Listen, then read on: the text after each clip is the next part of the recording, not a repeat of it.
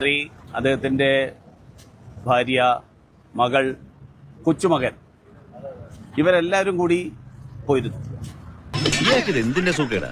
ഈ വിഴിഞ്ഞം പദ്ധതി പ്രദേശത്ത് ഇവരെല്ലാവരും കൂടി പോയതിന്റെ അടിസ്ഥാനം എന്താണ്? രാജാവിനെന്ത് ക്യൂ വഴിയൊരുക്കടാ. രാജാവാ? ഏത് രാജ്യത്തെ? കൊച്ചി രാജ്യത്തെ. ഞങ്ങൾ ഇവിടുത്തെ രാജാക്കന്മാരാണ്. പോയി ക്യൂവിന്റെ അവസാനം നിൽക്ക്. എന്ത് പ്രോട്ടോകോളിന്റെ അടിസ്ഥാനത്തിലാണ് ഇവരെല്ലാവരും ആ പദ്ധതി പ്രദേശം സന്ദർശിച്ചത്?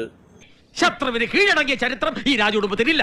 പ്രത്യേകിച്ച് ഇപ്പൊ രാജഭരണമായിരുന്നെങ്കിൽ ഈ രാജ്യം ഭരിക്കുന്ന ശ്രീമൂലം തിരുനാൾ ഈശ്വരൻ തമ്പുരാൻ. ദിവ്യ അയ്യർ ഈ പദ്ധതിയെക്കുറിച്ച് നടത്തുന്ന വിശദീകരണം നടത്തുന്ന സമയത്തുള്ള ചിത്രങ്ങളിൽ ഇവരെല്ലാവരും ആ യോഗത്തിൽ പങ്കെടുക്കുകയാണ്. ഔദ്യോഗിക യോഗത്തിലാണ് പങ്കെടുക്കുന്നത്.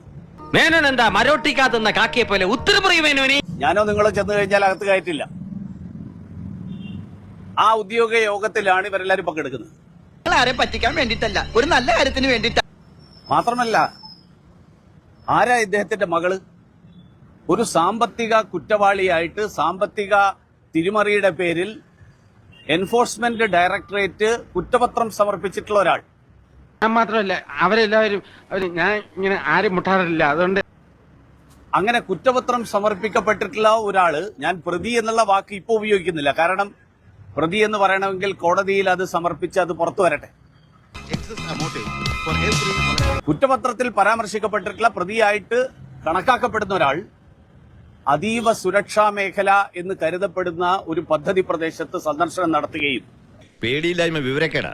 പക്ഷേ വിവരമില്ലാത്തവർക്ക് പറഞ്ഞാൽ മനസ്സിലാവില്ല. എനിക്ക് വിവരമുണ്ട് എന്ന് മറ്റുള്ളവർക്ക് കൂടെ തോന്നണ്ടേ?